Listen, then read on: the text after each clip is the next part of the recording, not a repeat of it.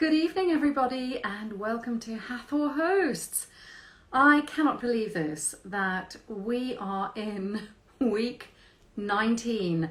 Where has the time gone? Week 19. No, 19. I am so thrilled to have you all here this evening. I am delighted to be talking to my wonderful friend who I'm going to get on in a minute because I see she's joined the conversation. Amy Lovatt, who is a fellow actress, a fantastic singer, and of course a YouTube sensation.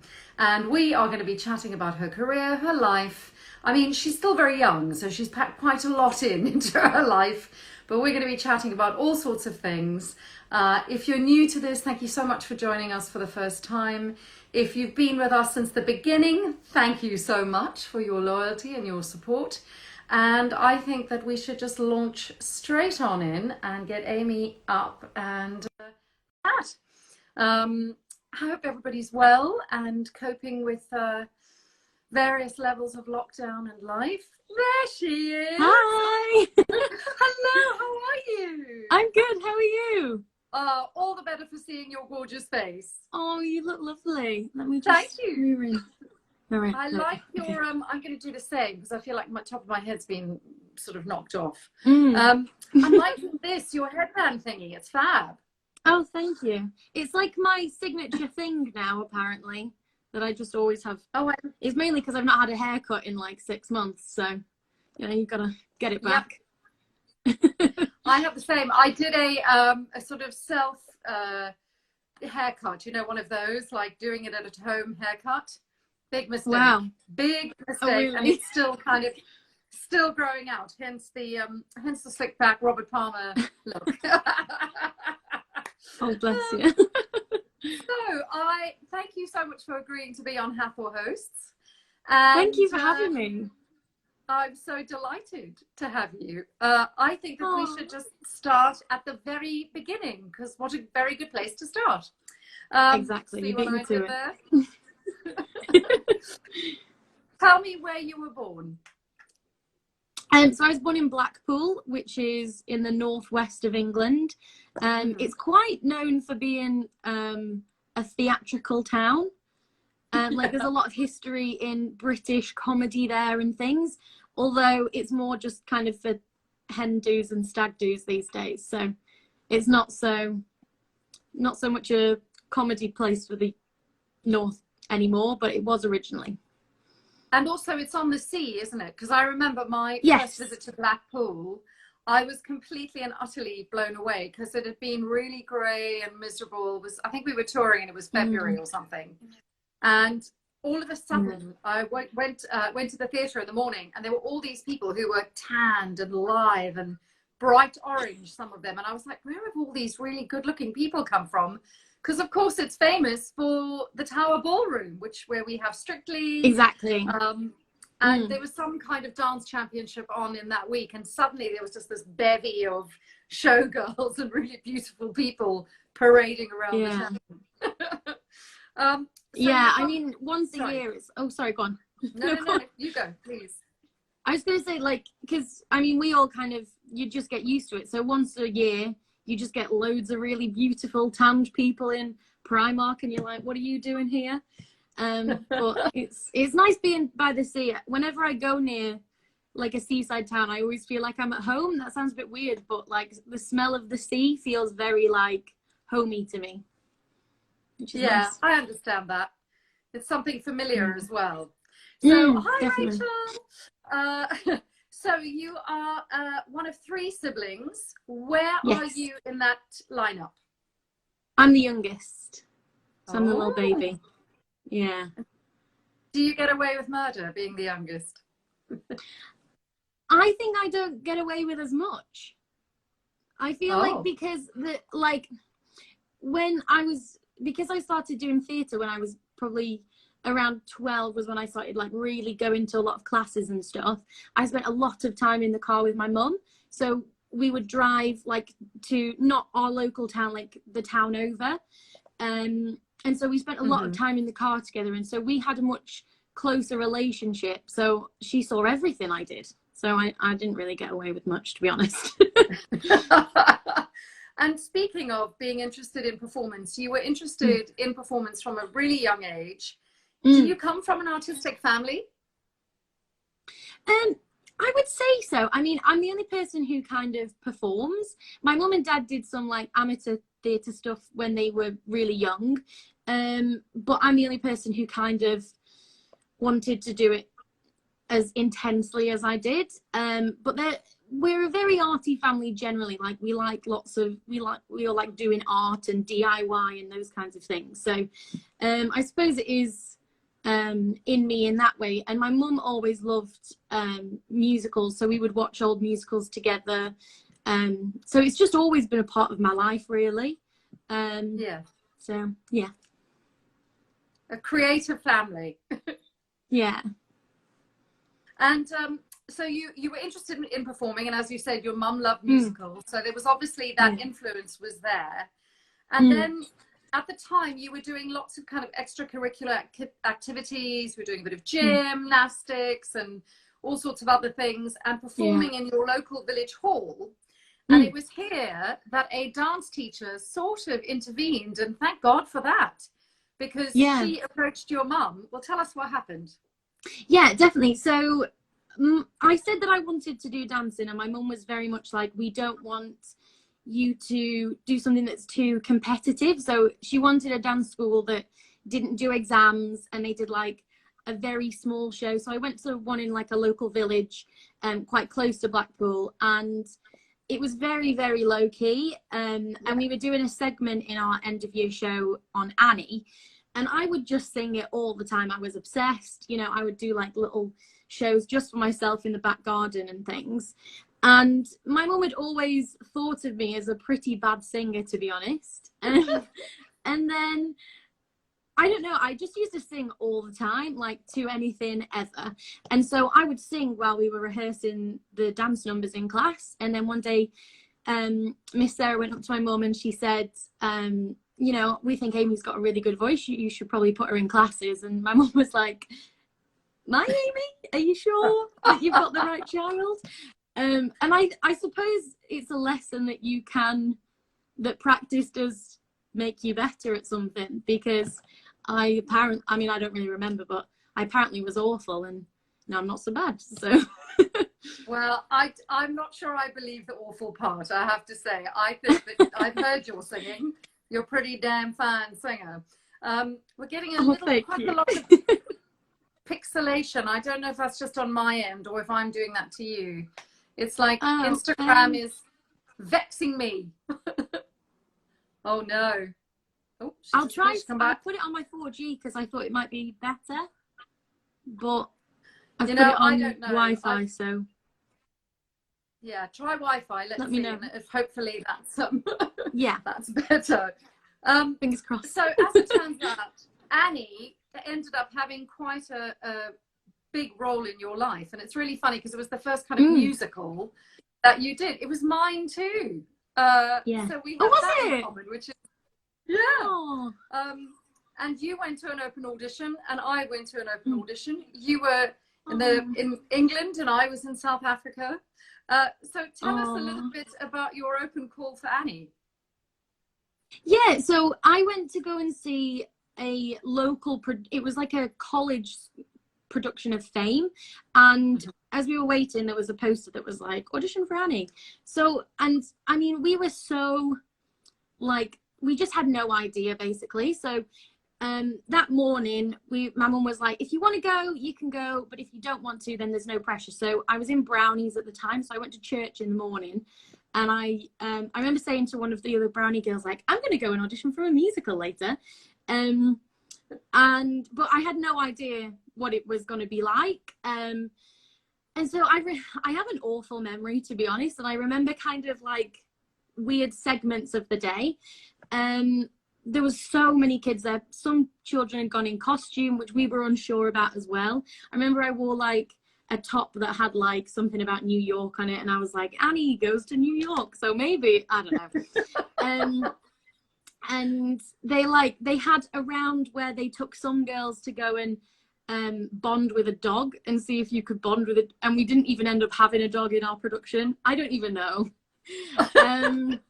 But we were there all day. We kept doing recalls throughout the day, and then at the end, me and another girl were told that we were going to be playing Annie. And I went to school the next day, and I said to one of the girls, I was like, yeah, I got cast in the show. And she was like, what? Like, because the girl I'd spoken to the day before, and she thought I was lying, because I think we just, like, nobody really understood it. But it was great.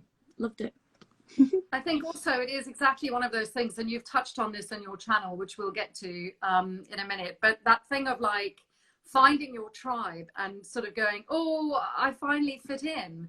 And oh my God, yeah, I had definitely a similar experience. I ended up playing Tessie in the production, which ran for a year. Oh wow. And my parents, yeah, it was like a big professional production, and my parents were completely gobsmacked. My mother was like, Lovey, you've never really sung anything in public. Why do you want, what? Do you want to go and sing on stage?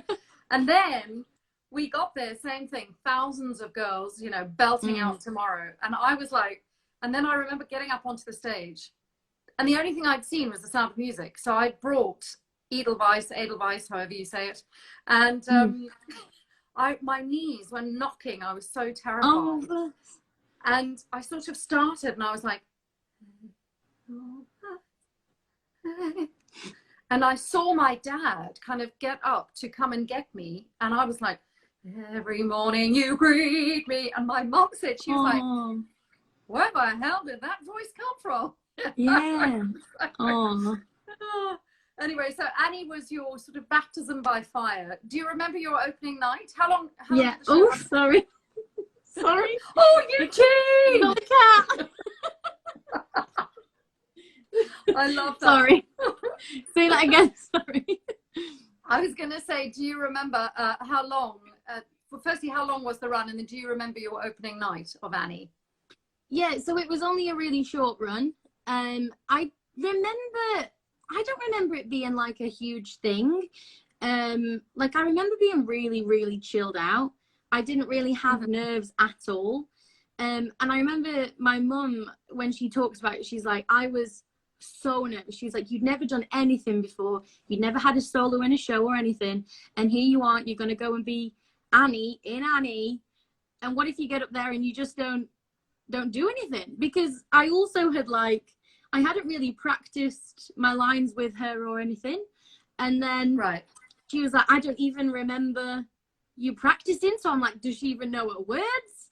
So I know that she was very stressed, but I was like chill as anything. Yeah. I was very relaxed.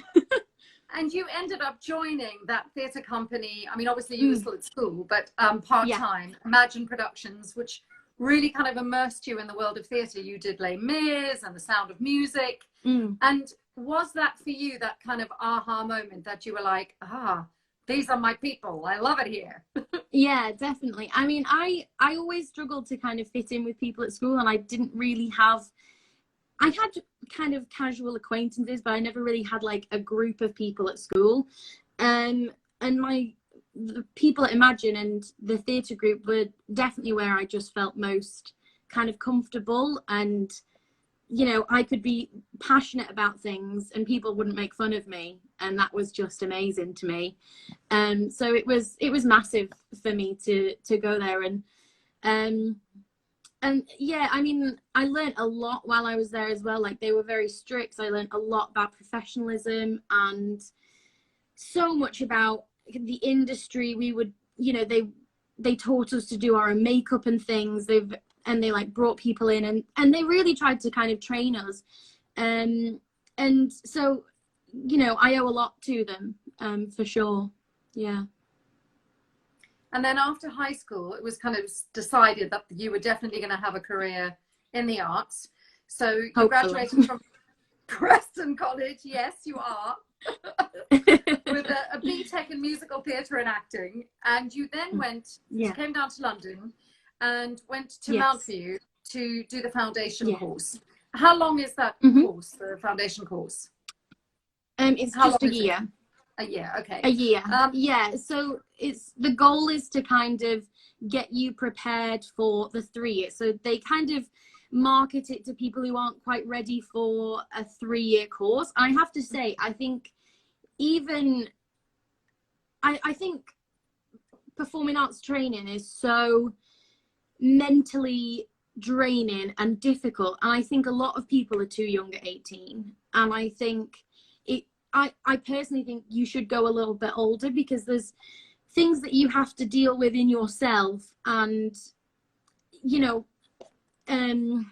institutions aren't always the most safe places for young people who are in that kind of vulnerable position. And so the goal of the course is to kind of get you ready, but if anything, it just shattered me so much, and I ended up leaving a few months before the end, which is so not me. Like, I'm not a person who, you know, quits a job, you know, willy-nilly, and I'm very much I will see it through to the end, but it just didn't feel like it was worth my time anymore, to be honest. No, I'm so glad that you brought this up, because I had also had a really miserable experience at drama school, and I didn't finish either. I left after, I think, 11 months, sort of almost graduated. And at the time, I remember my kind of lead tutor, who was amazing, the only kind of one that I really really resonated with me.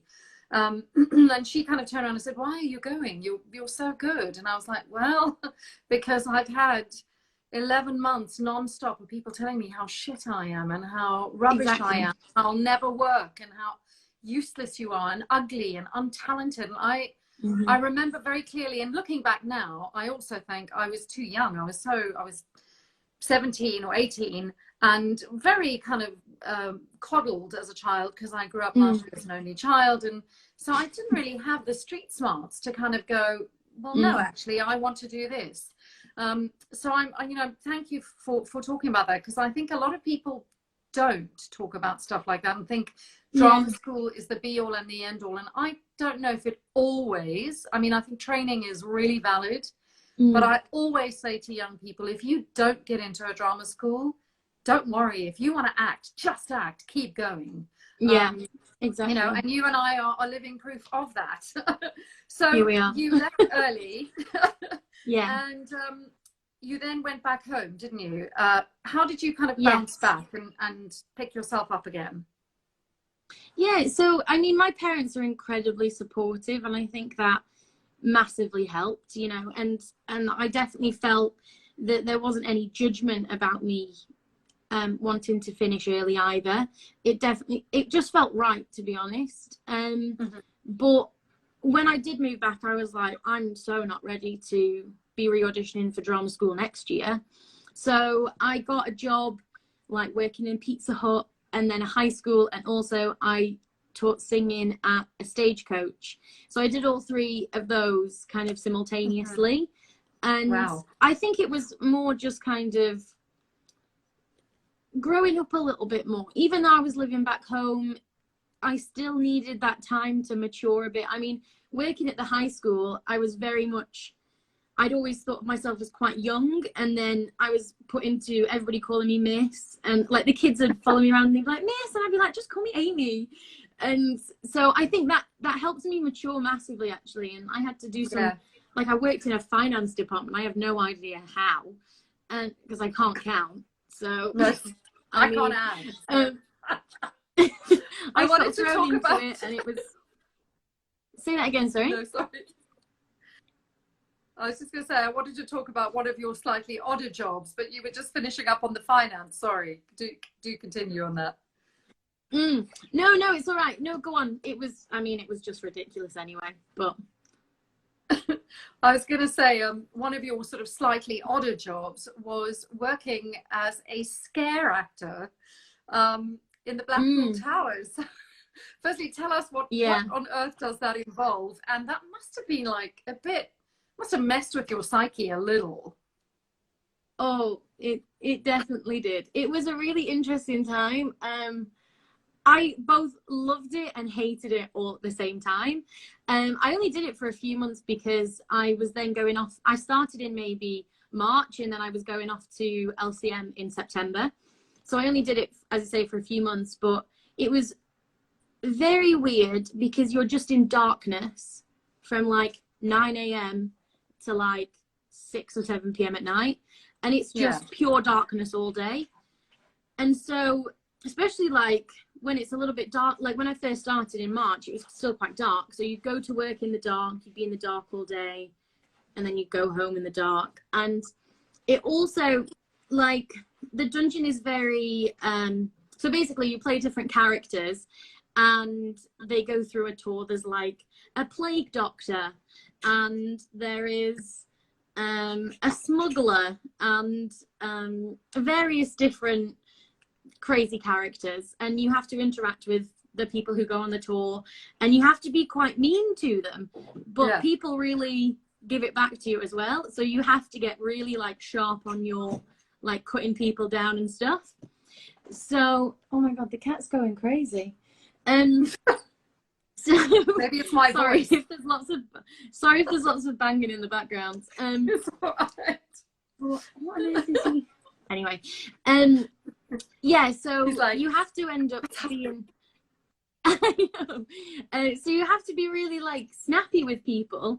And my mum said at the time that I was like not very nice to live with, because she would say things to me and I would get really snappy back with her, because it was just in my like nature at the time. And I was in Superdrug one day, and there was this little girl just next to me and I needed to get past her, and I just went, move, and I was like and her mum looked at me like I'd just, you know, slapped her child, and I was like, oh my god, I work at the dungeon, I'm really sorry.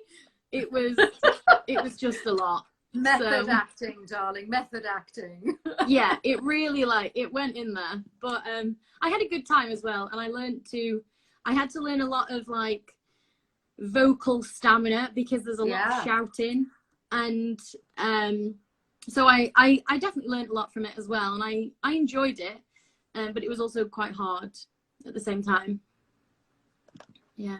But it's interesting, isn't it? Because I sort of think when we're in those situations, you don't really realize that you're learning. You know, at the time it's like, oh my God, this is depressing and it's horrible. But actually, you probably learned way more on how to handle hecklers and how to handle a difficult crowd, and vocal stamina and vocal dexterity and all those things. Definitely. So we had this thing at the beginning where they had like the court jester. So before they would take, like the jester would kind of introduce the show and entertain the people in the crowds waiting and stuff. And you basically had to do a comedy show, because you would just kind of take people into this room and just tell them jokes for ages and jibe with them, and it definitely taught me about improvisation as well, because you have to be like on your feet. And I mean, I've got many terrible jokes that are just always on hand. If anyone's ever like, what's a joke? I'm like, I love them. Well, thankfully for us, you did bounce back and you went off and got your degree at the London College of Music. What is your most endearing memory from that experience and from that time?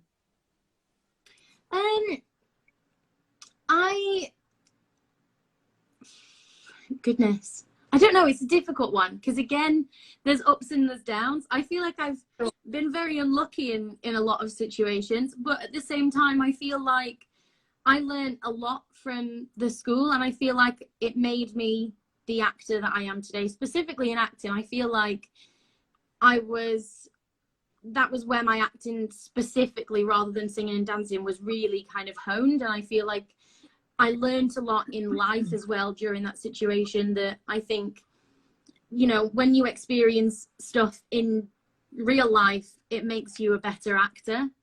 And because there's so much more to play on, and you can understand characters so much better. And so what's the most enduring though? My final show was incredible. I had the best time of my life. It was just amazing. I did Assassins, the Stephen Sondheim musical, and it was just amazing. I adored every minute of it, and that was really special. So I think that, yeah. And you got, as you said, you got to appreciate Sondheim, tackle Sondheim, and really get your teeth and your tongue around Sondheim, which is a challenge. Absolutely. Yeah, for sure. So you graduated, which was great. But then it wasn't entirely smooth sailing because you had an agent No. who, after 2 months, decided he didn't want to be an agent anymore and wanted to be a YouTuber. How ironic. I know. Literally ridiculous. But that must have been quite a bitter blow at the time. So how did you adapt and kind of, again, pick yourself up? Do you have a strategy when things like that happen, or? I think I do now. At the time, it wasn't great, and I like the cat's just climbed on the door frame. Oh my goodness. Right, 1 second. Bear with me 1 second. He's just climbed on the door frame. Right. Eugene is going completely mad. He wants to be in the action. Well, we're going to talk about the Edinburgh Festival when Amy gets back. So, I'm sorry. I'm sorry. Right. He's gone crazy. I love it. Oh my goodness. Right. Sorry. We were talking about when my agent decided to be a YouTuber. So it was disappointing, to say the least. And in that time as well, my grandma passed away, and I just wasn't in a great place, to be honest. I ended up leaving my job, trying to find another one. It took time, in all honesty. Yeah. So I took quite a few months away from it all, and I was like, maybe I should just give up. God, he's back. Oh, sorry. He's like, never worked with animals. He just wants attention. I'm so sorry. I love it. But yes, so it just took time, to be honest. And it was just one of those things, really. Which is disappointing. But I think absolutely that. It's, acting and performance and being a performer is about resilience. And so it was the kind of one of the first steps of many, because we have to be resilient all the time. Even if you are working quite a lot, you're only as good as your last job. And that's, so it was a really good lesson to have to learn, although I'm sure not pleasant to go through. But fear not, because the Edinburgh Festival beckoned. Yeah. We have to talk about this. So you head off to Edinburgh in a show called Cock-a-Doodle-Doo Moo. And I need to know everything. Oh. So it's just Cock-a-Doodle-Moo. Oh, not Cock-a-Doodle-Moo. So I was Cock-a-Doodle-Moo. Yeah, so I basically played a cow on a farm. It was a children's musical, so it was aimed at like 4 to 6 year olds. Right. And so basically I was a cow on a farm where there wasn't a cockerel, so I would wake up and do the cock-a-doodle-moo, and I was a cow.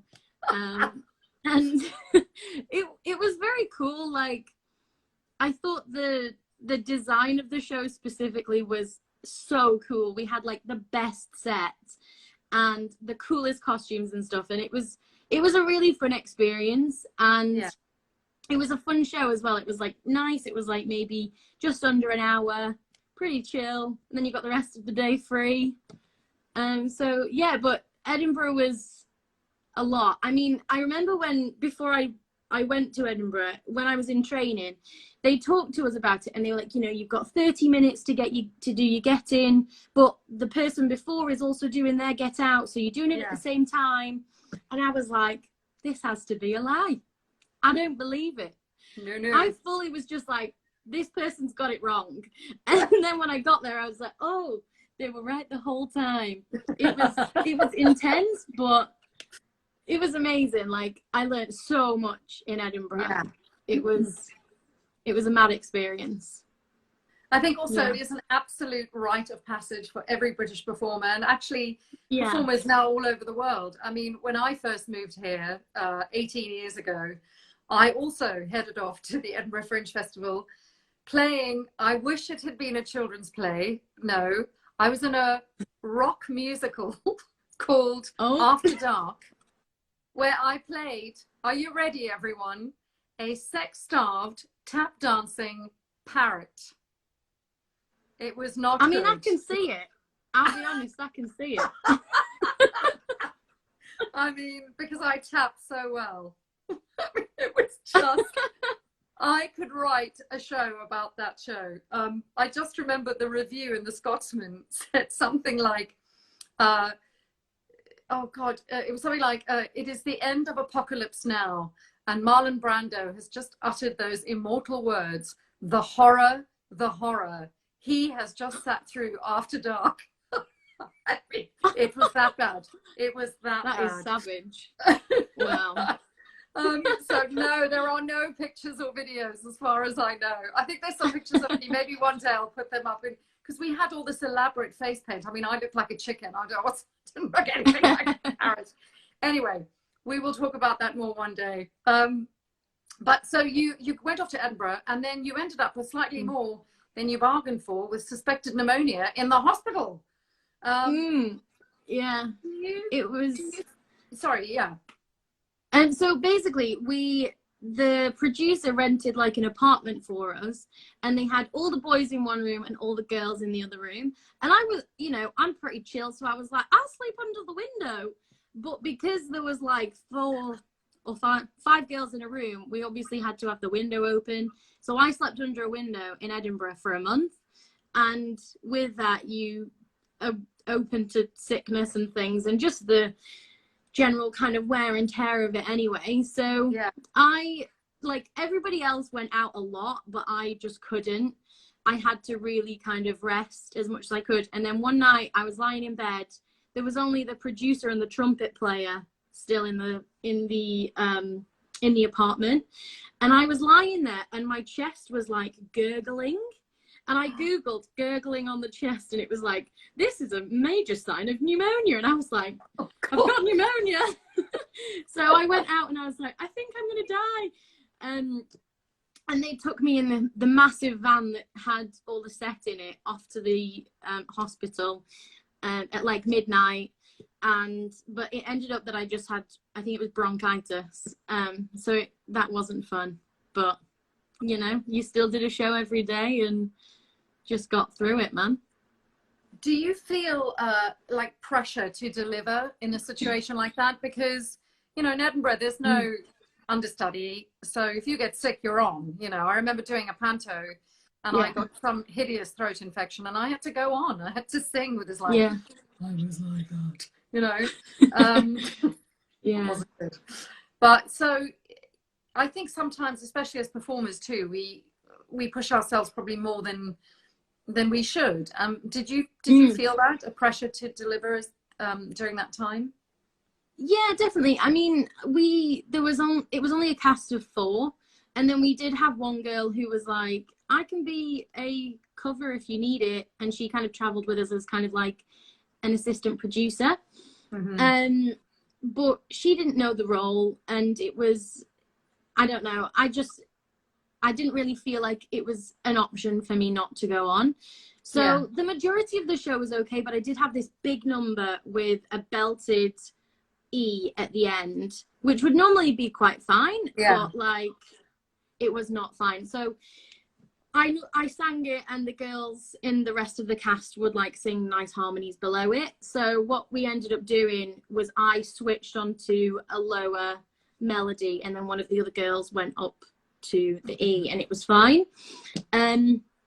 So we were able to switch it around a little bit, but I definitely took, you know, I missed out on so many of the social things, and I probably didn't see nearly half as much as I could have done, because I would go to shows and just fall asleep because I was so sick and so drained, and I'd just be sat there all wrapped up. And so I don't know, I mean, I think if I hadn't taken care of myself as much as I even did, I probably wouldn't have been able to, but I reserved my energy as much as I could so that I could, you know, bash it out for the show. And then as soon as I was on antibiotics again, then I was fine. So yeah. Would you go back? Would you do Edinburgh again? Oh my God, yeah, 100% in a heartbeat. I would love to do it. I had such a good time. Even though I was sick and everything, I still had a good time. I loved it. All right, so we're putting that out. I want to chat about your YouTube channel for a minute. You started it in 2015, and it's such an interesting thing, this phenomenon of YouTube, to kind of communicate instantly and directly with people. What prompted you to start it? Yeah, so I started it in my second year of uni, and I just started to kind of get into watching YouTube myself, and I was like, that seems like that is pretty easy and that looks quite fun. And I always liked, you know, we used to make home videos where I would like act out stuff as well, and I love, you know, whenever there was a camera I was always talking to it. So I suppose it's always been kind of in me. And I started doing videos and they were so generic. They were like beauty videos. You know, I can't really be bothered with makeup anymore. But at the time I was like, that's what girls do on YouTube. So I did stuff like that, and like what's in my handbag, and nobody cared because I'm not necessarily passionate about that stuff. I mean, I like fashion and whatever, but not nearly as much as theatre. So I would do videos, but not terribly regularly, and they would get like less than 100 views. And I maybe had like 500 subscribers for like 2 years, and just didn't really, I don't know, I wanted to grow it, but I didn't really know how. And I just did, as I say, super generic content. And then during my third year of uni, I had no time. So I basically didn't upload for a year. And then I started doing theatre content after I left. Because one day I was talking to my housemate and I was like, oh, I might film a YouTube video. Shall I do 50 interesting facts about me? And she was like, no, nobody cares. But it sounds quite mean, but actually it was very helpful, because she was like, you have a degree in musical theatre, do a video about something about musicals. So that's when I started to kind of integrate that a little bit more. And then probably 6 months into that, I was doing theatre content kind of full time, and it was growing ever so slightly. But it was actually when I was in Edinburgh that the very first theatre video that I'd done, that was types of audition songs to avoid, so like duets and, do you know what I mean, that kind of vibe, that video suddenly got like, it went from like, 200 views to like 11,000 in a day. And my subscribers started to, and I don't know why. This was like nearly a full year later, and it just started to kind of gain momentum. And from then, it's just been quite steady since. Yeah. Well, I think one of the things that comes across really quickly with you, because I watched some of your stuff before we met and worked together, and have continued to watch. I'm a subscriber. Oh, bless you. I think one of the things that absolutely like shines out of the screen is that you have this natural warmth, and you're quite quirky and you're funny, and that you are exactly the same in your videos as you are in real life. And I think people, even if people don't know you, I think that really resonates with so many people. Do you find, how many videos do you do a week now? It varies massively. I mean, when I used to do one a week, and then if I had something that I really specifically wanted to talk about, or sometimes I get like these mad urges where I'm like, I have to do a video right now and upload it today and do it all right now. So sometimes that will change things. But since we've been in lockdown, I've gone from doing, sometimes I'll do 3 videos a week, sometimes I'll do none. It just depends how I'm feeling mentally, to be honest. I don't want to push myself to do something that I don't, and especially if I'm having like a bit of a bad mental health day. If I'm not, like, there's nothing worse than sitting at a computer screen for 6 hours looking at yourself. Absolutely. if you're not feeling very good about yourself. So it just depends really, but I try to upload at least once a week, and at the moment I'm trying to upload twice a week. So yeah. While we are on that subject, how do you sort of keep yourself mentally fit, if you like, for want of a better word? And and sort of this is a kind of double barrel question, because it's how do you handle or keep your own mental health protected and safe, but also how do you handle the haters, if you have any? I mean, I'm sure you don't, you're beloved by many, but the internet is it's a scary old place, you know. And I'm new to YouTube, having a YouTube channel, and I received a couple of sort of comments that they weren't nasty, but I was just a bit like, whoa, I would never say that to someone. Exactly. So I'm really curious to know how you deal with all that. Yeah, I mean, I'm quite lucky. I don't get a lot of negative comments, but when I do, they're generally people just being irrationally angry that I don't like a musical that they like, or I don't like a song. And it's like, it's not really personal usually. And if it's not personal, I'm like, you know, you're being a bit nasty, but you maybe are too young possibly to understand that I'm a real person that you're talking to, and I read all my comments and things. So I don't take it to heart. Sometimes people will say stuff and I'm like, ooh, that cut a bit deep, but generally I'm okay, and stuff like that doesn't necessarily get to me. I suppose it's been difficult because I've done lockdown on my own. I live on my own. Yeah. And my mum came down for a few days, and I've seen some friends a couple of times, but generally I've been on my own this whole time. And some days I'm totally fine, and then some days I'm just like, this is horrific. The world is ending, and I just, you know, I'm fit for nothing that day.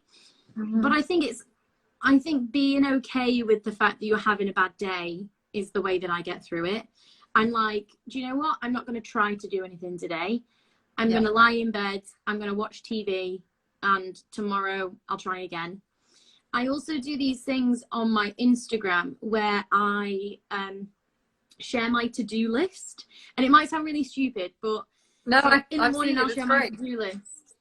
Yeah, and then throughout the day I'll like kind of show me doing my to-do list, and that sounds a bit weird, I suppose, if you don't really get that kind of thing, but it massively helps me to keep focused. And like, if I tell somebody that I'm going to do something, then I will do it.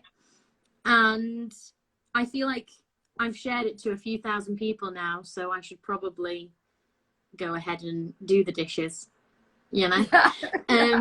So it does help. And I've had other people message me and say it helps me as well, it reminds me to do stuff, and definitely to just write it down, especially if I've had a few bad days in a row and I'm like, I'm struggling to see a bit of a light at the end of the tunnel, then just being like, right, I have to do this and I'm going to do it today. It massively helps. So I think I'm a person who I need structure and I need routine.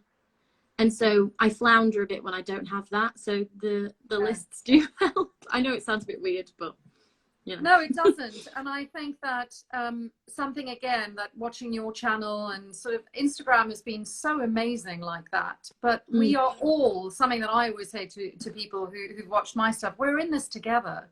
You know, none of us are quite sure quite how to handle all of this, because it is a first, certainly for many of us, most of us.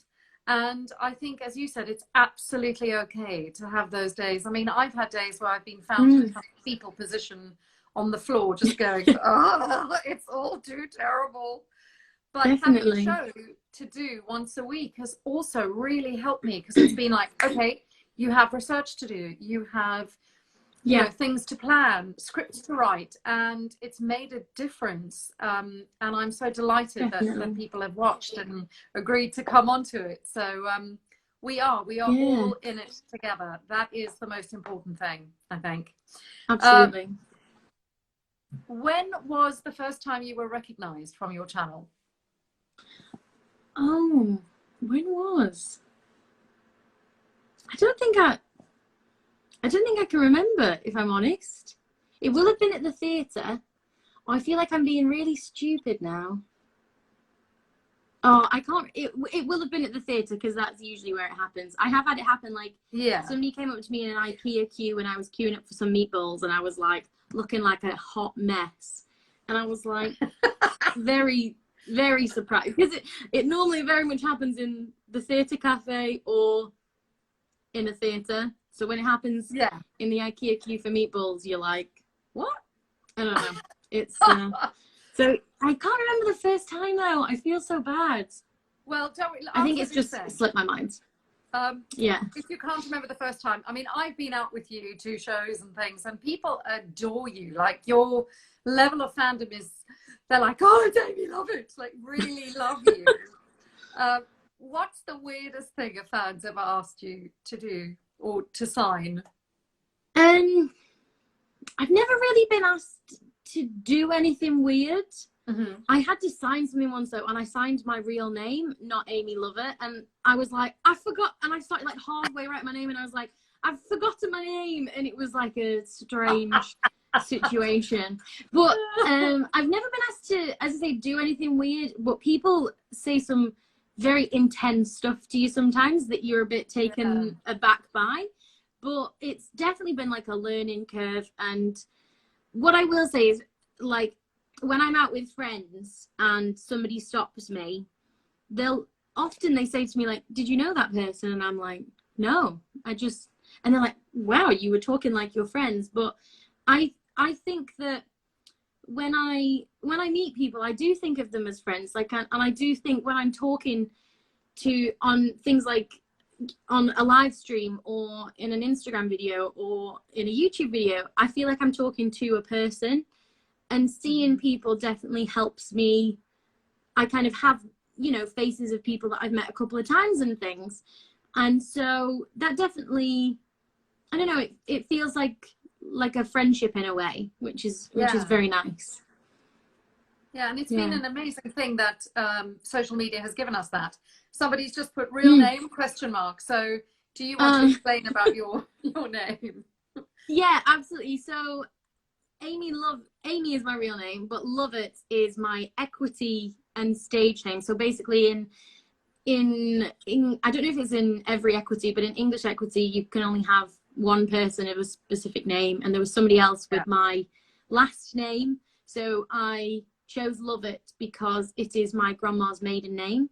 And I just liked it anyway. And so that's the name that I've got now. But I'll go to like the bank and I'll be like, Amy Lovatt. And they're like, we don't have any record of you. And I'm like, wait, what's my name? I have like a real moment of often forgetting, but that's the truth, guys. I have a similar thing. I have a married name and then my maiden name, which is my stage name. And every now and then too, when the bank are like, what's your name? You're like, it's this. No, it's not. It's this. Yeah. I wanted to ask if you have found, or in your experience, if being an influential YouTuber, which you certainly are, has adversely affected your acting career, or has it affected in a positive way, or not really at all?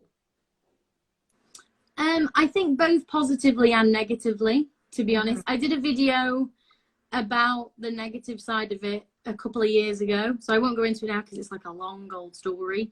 And so if you're interested, that's on my channel.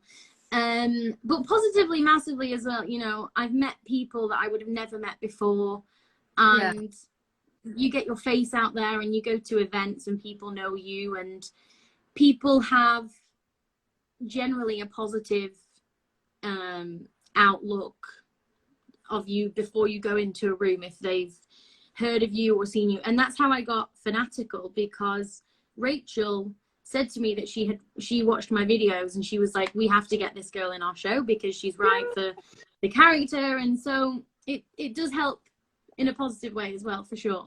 Yeah, absolutely. Yeah. Well, let's talk about Fanatical a little bit, because that is where we met. For people who don't know what Fanatical is, it's a sci-fi musical set in a sci-fi convention. So that was really interesting. Did you find that there were kind of parallels between the sci-fi fandom and the theatre community, like the theatre fandom? Yeah, for sure. Absolutely. I mean, I think from cosplaying to kind of the money that you invest in this hobby. And I mean, I think it's kind of more than a hobby in a way. It's a bit more like a way of life when you are so into a fandom. so I definitely think there's parallels to the theatre fandom and the sci-fi fandom for sure. Absolutely. Somebody's saying, please go back to Dragon Con. I would love to. The next time there's a convention, I would love to. They need to invite me. So getting back Let's to get them on it. Yeah, exactly. We'll have Amy there too. We can do an excerpt from Fanatical. Yeah. If the composer and writers would let us, and producers would let us, that would be so lovely. What I was going to say is, like, I remember us talking in rehearsals about, yes, we will hug again. I remember us all talking about, because the composer had said that his family, lovely Matt, had said that his family were kind of like, why do you want to write a musical about sci-fi? That's stupid. And he was kind of like, well, you guys go to a game every Saturday and you wear your football jersey and you cheer and you chant. Exactly. It's the same thing. That's your cosplay. Yeah. And we have a parallel again with theatre people who wait outside stage doors and are there to meet us. So, that was great, I think. And we had a lot of laughs. Thank you very much. People are saying, as sci-fi fans, it was a really brilliant experience and true to the experience. That is very true. Yeah. And some cracking tunes, which, was an absolute honor to sing. Yeah. And speaking of cracking tunes, I'm aware of the time. I think we're going to go over a little bit, but that's okay. So I wanted to chat about your fantastic concert, I'd Rather Be Me, which you did a couple of years ago now, which I was lucky enough to be at. God. And you sang an amazing song, actually, from Fanatical. Which is, yeah. So tell me about the concert, how you came up with the title for that. Yeah, definitely. So I'd Rather Be Me is a song from Mean Girls, which at the time was my channel. People were really asking for a lot of Mean Girls. It had just come out. It was very, very popular. And I did a cover of I'd Rather Be Me, like, as soon as it came out, and it got a lot of views. And it ended up that Tina Fey, who obviously wrote and starred in Mean Girls, wrote me a note about my cover and watched it. And it was this whole thing. I know. And I've got it, like, framed in my house because I'm a loser. But it was, like, the coolest thing ever. And I think that when people think about me singing, that's often the song that they think about because people seem to enjoy it so much. And so it felt like a right choice. And also I have this thing of, I'm a performer, but I'm also doing this thing as myself on YouTube.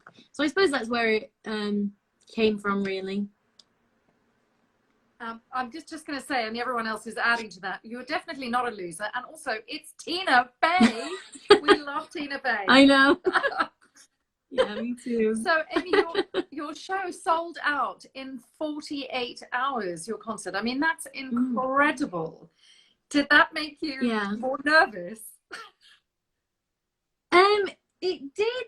And it did in a way, but also it didn't, because I didn't have to stress about, like, selling tickets. I was like, well, I know that they're all sold now, so I can just relax, because I feel like it's so stressful, like, promoting stuff, and I hate kind of selling stuff. And so the fact that happened was, like, actually a huge weight off. But then I had to do it, and that was stressful. What was it though? Because, like, as I said, we've worked together. I shared a dressing room with you. Like, I don't think I've ever seen you nervous. Even on press night, you were kind of like, "Yep, I'm fine." Really? Do you get nervous? I'm nervous right now. Oh no! I definitely do get nervous. I think I'm a bit like, is it a duck or a swan, where you're like chill on the top, but your legs are going crazy? And like, I'll come out of situations and people are like, how are you so calm? And I'm like, calm? I was not calm. So I think I'm just quite good at covering it, maybe, because I definitely get nervous. I was definitely nervous on that day. And my first couple of songs, I felt a little shaky. And when I get nervous, I talk really fast. My mum's always like, I can tell you're nervous because you're going about 100 miles a minute. But generally, once I was up there and, you know, I could see everybody in the audience because it was like a daytime show. And so you can see people and you could feel that people were very, receptive to me. And so it kind of settles you down a little bit. Yeah. Yeah, for sure. So I definitely do get nervous, but maybe I just cover it. Because you're a professional. How did you go about how did you go about selecting the songs for your show? Like, what was did you have a kind of theme, or did you just go, I'm just going to sing every song I ever wanted to sing? Pretty much, yeah. Yeah, I just sang, because I sang songs that I will never be in shows for. I tried to sing songs that had maybe a bit of a story to why I sang them as well. Because I hate when you go to a concert and they're just like, I sing a song and then, hi everybody, and then I'm going to sing another song. Yeah, I like a bit of chat in it. So I wanted to have songs that I could talk about. So I suppose that is really how I picked them more than anything. I suppose things that I maybe have a history with or like for a particular reason or something. Okay.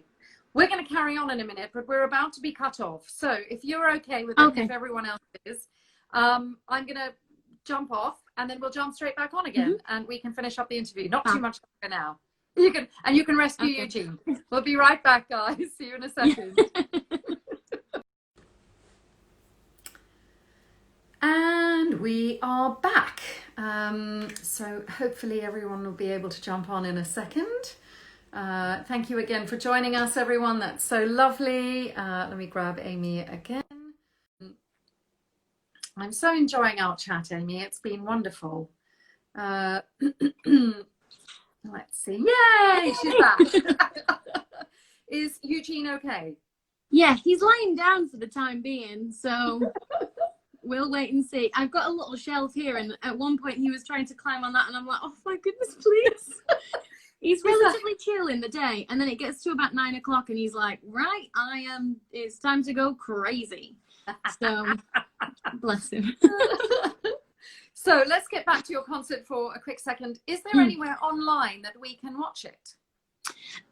There isn't. I did have it recorded, but I never ended up putting together any of the songs. I don't know. I think it was a weird, like, self-confidence thing after. I don't know. The only song that I did put up was You Should See Her Fly. I forgot what it was called then. Was You Should See Her Fly from Fanatical. Because I'd never done it, because I didn't play that part in the show. And also I like for new musicals to be heard and seen. Yeah. So I thought it was a good place to share that, whereas nobody wants to see another version of me doing I'd Rather Be Me when there's already a cover of it, for example, on my channel. Right. So for a couple of reasons. Okay. And would you be interested in doing a little compilation for us if people wanted that? Yeah, maybe. I do still have the footage. I could maybe pop it together if people did want to see it. I think they would. Would you plan another concert anytime soon? Possibly one online, maybe?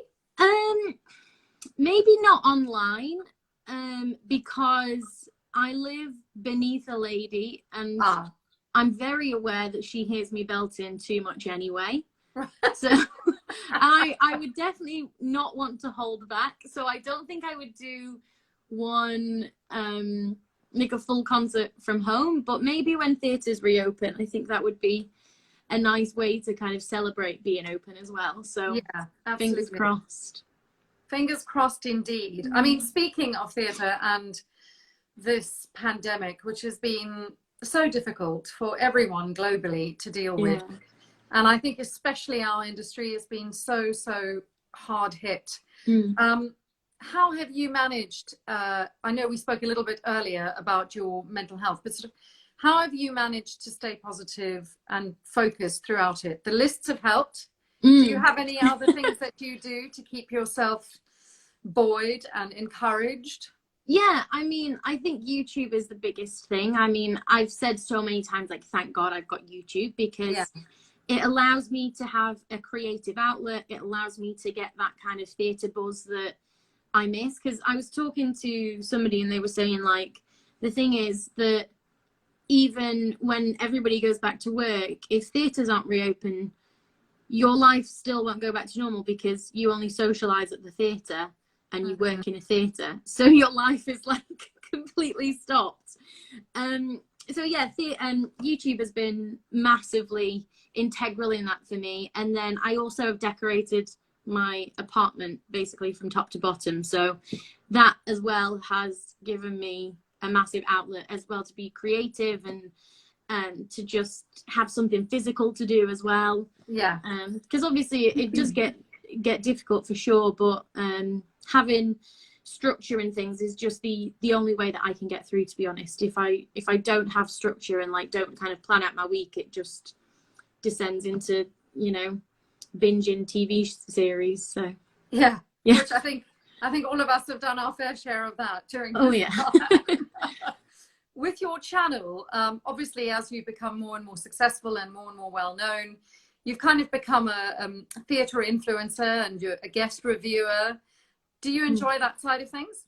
Yeah, I do. I think it's hard though, for sure. Like, I mean, hats off to you, because I think it definitely helps talking to somebody that you know, because talking to somebody that you don't know who just isn't feeling it, there is nothing worse. Like, it is so dry, and it's like, I've filmed videos where I've been like, I actually can't put that up because it's just so bland, and then I start making like weird random jokes out of nowhere, and it's just a bit of a mess.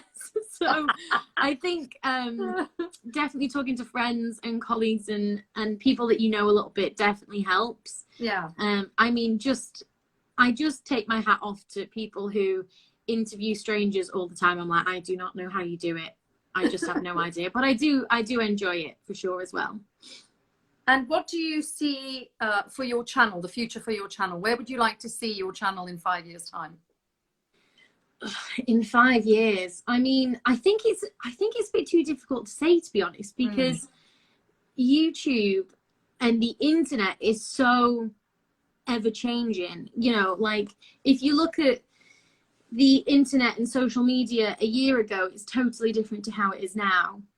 And I'm a totally different person than I was a year ago, and my content's still changing. So I think it's difficult to say. I mean, I would love to get to 100,000 subscribers. That's like my goal. Fingers crossed, man. I mean, I started the year with under 50,000, and we've done all right in the meantime. So yeah, I think it's doable. But you know, just got to keep posting and being interesting. Yeah, I'm attempting to be. Do you feel pressure to be interesting or different now because you're more well known, or is it just, I mean, it doesn't seem like that. It seems like you're just kind of like, this is me.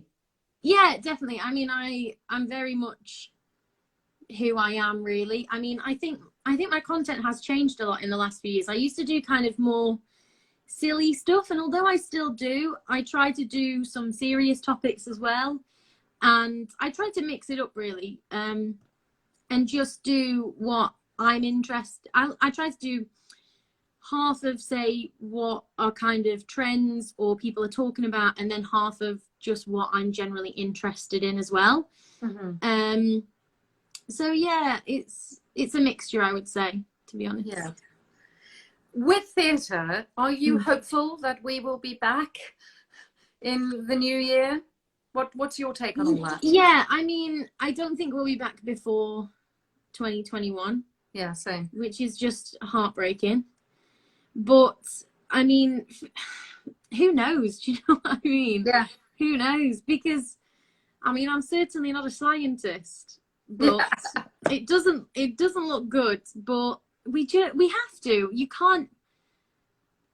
I just can't imagine theatre not coming back. But it's too heartbreaking to think about, I think. Yeah. No, somebody just said, whatever you do, keep those voice and Zoom effects in. I agree. My favorite one is the one that looks like a snail. It's just like. um, so last year you bought your flat, which is an amazing thing to achieve. Incredible. Congratulations. Thank you. And you filmed your first feature-length musical. Yes. Can you tell us a little bit about that? Yeah, so it was written by one of my friends, and he wrote the part for me, and it was based on me, which is very nice. Typecasting. Pardon? Typecasting. Exactly. And he wrote the script, and he was like, have a read of it, see what you think. And I was like, I don't sound like this. And he was like, I'm going to be honest with you, you do. And then I spoke to other people, and I was like, do I talk in these kind of patterns? And do I say these things? And they're like, 100%. So it was very accurate to who I am. So we filmed it last April. It was around the time I did my show as well. Yeah, it was last April, I think. And it was really fun, and I'd never done anything like that before. It was quite hard, but they've decided to because it's kind of based on real life, they've decided to rewrite bits and refilm bits, but obviously things are all massively up in the air now. Funding's changed, so we'll have to wait and see. So I suppose I can't say much about it, to be honest. But it will happen. We just don't know when. And where will we be able to see it? Will it be in a cinema, or will it be like released online? I think they're intending to try and get it in, what's it called? Film. Oh my God, I'm having like a mental block. Like film festivals. There we go. Excellent. Yeah, and then it will also be released online, I'm sure, as well. But we'll have to wait and see. Yeah, I can't wait. I can't wait. Yeah, should be fun. And just before I hand over for questions, what is the first thing that you're going to do when it is safe to do so? Oh, I really want to go and see Six. Ah, yes. Can I come? And I love Six, and I'll be honest, it just makes me feel good. I don't think there's a show ever that makes me feel as good as Six does. I come out and I'm like, I am a queen. And I can do anything. And I want to go and see Six with my friends, and I want to hug them, and I want to go to the theatre cafe, and I want to touch people and hug them. And I'm such a tactile person, so that's been the hardest thing for me, because like, especially when we were in lockdown and I was going out, once every 2 weeks to get my groceries, and I was like, I've not touched a human in ages. And I'm like seeing people in the supermarkets, and I'm like, please, will you just hold me for a moment? So, because it was like 3 months of me not seeing anybody, like a single person other than people in the supermarket. So I just want to hug people. That's what I want to do. And see Six. I understand that, and here's hoping that we can do that sooner rather than later.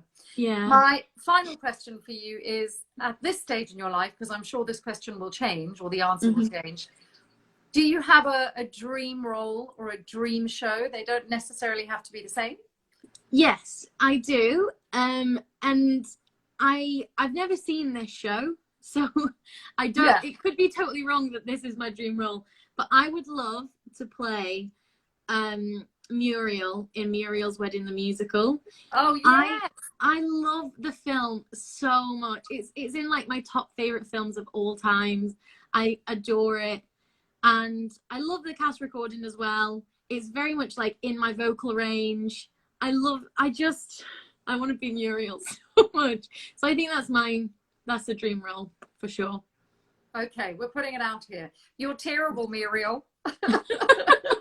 It's such a good film, isn't it?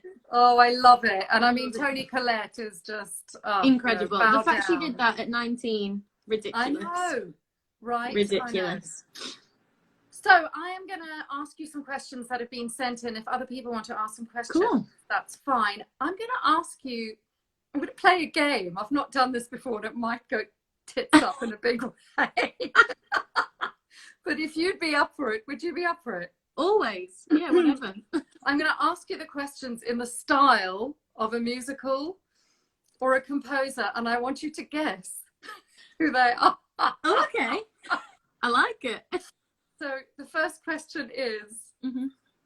have you ever fallen out of love with a musical? Ah. Right. Is it in style of a Disney musical? Yeah. Yay! I was like, oh God, please get it right. Have I ever fallen out of love with a musical? Yes, I have. I would say Book of Mormon, to be honest. Oh. Yeah, so I always loved Book of Mormon, and then I didn't see it for a few years, and then when the Black Lives Matter movement happened in June, I definitely started looking at the content that I consume and things that I've maybe not looked at before and not thought of before. And I spoke to one of my friends who was in the show, and we had a discussion, and I spoke to various other Black friends as well, their opinions of Book of Mormon, because it started to feel a bit uncomfortable for me when I was just thinking about it myself. And then I opened that discussion up with other friends, and they were saying it was a mixed bag. Some were saying I've always found it offensive. Some said I didn't, but maybe now I do, and maybe now I'm kind of becoming more aware of it. And my friend Jade Johnson did an amazing video about it. She was in the show and she talked about her experience, so I would definitely suggest everybody go and watch that. Because there is definitely, I mean, it's a massive discussion to have. Yeah. So it's difficult to kind of just talk about so kind of loosely here. But I think that is the one that I would feel most uncomfortable watching. And like, I was driving today somewhere and it came on my shuffle, and I was like, I'm going to skip past it. It just feels a bit icky to me now, which is weird, but it's about learning, you know, the right content and about listening to people about, you know, how they feel about things and taking that on board for sure. Right. Okay. Question number 2. Mm-hmm. Oh God. I'm scared. I'm scared. What is your favorite stagey thing to come out of lockdown? Is it by any chance Cats? What is my favorite stagey thing to come out of lockdown? Oh, that's such a good question. I think for me personally, it's not necessarily a lockdown thing, but I started watching Star Kid musicals throughout lockdown, and I did like a series on my channel, and it opened me up to this whole new fandom of people, and they are the most kind fans ever. The most like, honestly, I think it's quite nerve-wracking when you kind of enter a new fandom. Yeah. And you know, you don't want to say the wrong thing. And if I had questions, people were so kind and so open to discussion, and it was just lovely. And I also discovered some new musicals through it. So I think that's my favorite personal stagey thing. Well, I discovered it through you because you kept talking about it, and then I was like, I don't know what this is. Yeah. And it's, some of it's absolutely glorious. I'm very new to it, but yeah, really great. So we'll talk and you can give me recommendations. Yeah, and the loveliest people. Honestly, the fandom are just so kind and welcoming. I've never experienced a fandom that particularly kind off the bat before. I thought it was sci-fi fans are like that. Yes, that's true. That is true. So this next one, oh God. Firstly, they said they loved you in Fanatical. Oh, thank you. I'm not sure how this is going to go, but I'm going to give it a go. I'm nervous. As a gravy lover, have you ever tried Canadian poutine, French fries and cheese curds, topped with brown gravy, gravy, gravy? I mean, it has to be Sondheim, right? Yes! But you're going to need to read the question again, because I heard something Canadian and Yes, gravy. sorry. Very well done. As a gravy lover, have you ever tried Canadian poutine? Oh, no, I haven't. Which is French fries Mm. and cheese curds. Sounds disgusting, but is really tasty. Topped with kind of a brown gravy. I haven't tried it, but that doesn't sound gross to me. I would be very up in that. Yeah, for sure. So, poutine, you need poutine. Oh God! All right, next question. Thank God there are only another two, I think. What musical have you not seen yet, and is top of your list? My poor neighbours. I don't know what that. I think I sort of. Okay, well, I'll do that. I'll do another version of it. Okay. What musical? Oh, Chicago. Yes. I was trying to do like and all the jazz. Yeah, no, Quite you right. know, I thought, is it Chicago? And I was going to say, is it Rogers and Hart? But I'm not. I wasn't sure. Candor in it, for goodness sake. So the question was, what musical have you not yet seen and is top of your list? What musical have I not yet seen and is top of my list? Beetlejuice, but it's now closed. I know. So it's so heartbreaking because I was supposed to go and see it in April this year.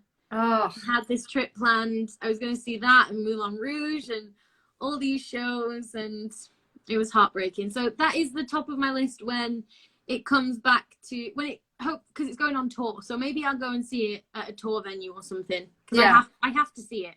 yeah. Because I love it so much. And then we'll have a part 2 and we'll have a debrief, I think. Yes. Okay, next question. What song is your go-to song? One you listen to the most? Is that Les Mis by any chance? What is my go-to song? I don't think I've got like a specific song, but I probably listen to Six, Ben Platt's solo album. Yes. And the Cher Show the most. Woohoo! I love the Cher Show. What can I say? Well, I mean, what's not to love about Cher? Exactly. And the Cher Show. Exactly. Oh God. Okay. What are your top 5 audition songs? Was that Mamma Mia? Could be. Okay, what are my top 5 audition songs? Oh, it's hard because it depends on the show for sure. Songs I've done a few times in auditions. I'd Rather Be Me from Mean Girls, I've done a few times. A Way Back to Then from Title of Show. I Speak 6 Languages. Oh yeah, A few times. I love that song. What else do I always do?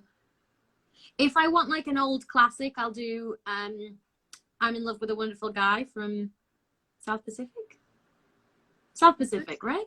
I think so. I don't know. I'm having like a I know real the song, brain but moment. I don't know the. Yeah. Yeah, I think it is. And how many is that? That's only a few. Is that 3 or 4? One more. I think that was 4. 4? Yeah. Yeah, that was. Oh, Poor Unfortunate Souls. I've done quite a few times. Oh, you do that brilliantly. I love that. Oh, thank you. And maybe In Short from Edges. I used to do that a lot. I've not done that in a while, but I used to do that a lot. I don't even know that show. This is my last question, and then I'm going to let you go because I feel like we've kept you for nearly an hour and a half. So. I've had such a good time. Thank you so much for asking me, honestly. Oh, and can we all give Suanne a big round of applause? But I mean, come on, so many weeks, like just always incredible. I'm so proud of you. Thank you so much. Thank you. No, I'm blushing. All right, final question. Oh God, this is not going to go well.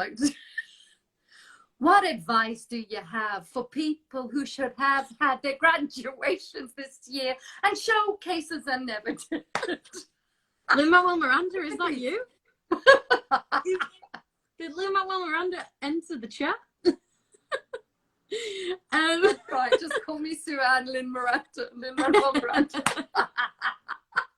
Oh, God. Was that what about people who had their graduations and things? What advice do you have for people who should have had their graduations this year and showcases and never did?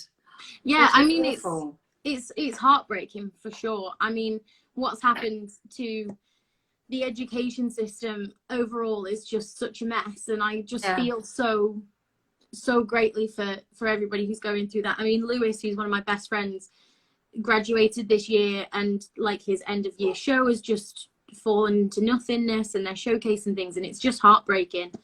The only thing I can say, and I think it's very difficult when you're leaving training for 3 years and you're like, right, I'm ready to go and tackle this industry, and it's just on its knees, like it's so hard. And the only thing I can suggest is, you know, doing as much as you can at home. I do think that filming yourself, maybe practicing, rehearsing like self-tapes and things, working on those kinds of skills that, you know, we've had to do self-tapes throughout this. I've never done that many self-tapes before, and I've had to do a few during lockdown, so I've definitely learned about the kind of setup that I need and those kinds of things, and just getting into a practice of still continuing on with your craft, because it's so easy to lose it, isn't it? Oh yeah. And I think just filming yourself, maybe you don't have to post it online, but to film yourself and watch it back and remind yourself why you love performing, and remind yourself what you can do and your talent and things is massive. And I think it's the only thing that any of us can kind of do to stay sane, really. Yeah, and the only thing I would add to that is also, I think, again, through social media, and now is the time where casting directors are really, really open to people being in touch. I mean, you know, you don't want to bombard them, but they're really open, I think, much more so than before, because they've had to be. And also, it's the only way right now to make contact with somebody, and you might just get a much, it might be brief, but you're probably more likely to get a response of some kind. Exactly. Well, my darling Amy Lovatt, what a joy this has been. I've had such a good time. I've had a lovely time too. Thank you so much for joining me and for being such a star. Oh, bless you. I can't wait to give you a real hug in real life. Me too. I can't wait. And this obviously will be up on IGTV and then up on my YouTube channel, which I get excited about. It's got 2,000 followers. Nowhere near yours, but I'm getting there. There. Mate, it took me like over 2 years to get that many. So you're doing great, honestly. Well, thank you so much. And I can't wait to see you and hug you in person. And to go to the theatre together. Of course, darling. And to be in something. Yeah. Possibly together or not, but to support one another and to be working again. Absolutely. Oh, lovely Rachel. Rachel is our producer on Fanatical for everybody in the room. So hello, Rachel. Lovely to see you all. Woohoo! Anyway, good night, everybody. Good afternoon, good morning, depending on where you are. Amy, I love and adore you. Thank you so much for giving me your time. Thank you so much, guys, for joining me. Next week, I'll be chatting to Lisa Stocker, who was the original Sophie in Mamma Mia here in the West End, and is the voice of Elsa in Norway. She is the official Norwegian Elsa. So do join us for that if you can. Yeah, I will. Well, can't wait. All right, my love. Lots of love, and thanks very much, everyone. Good night. Bye.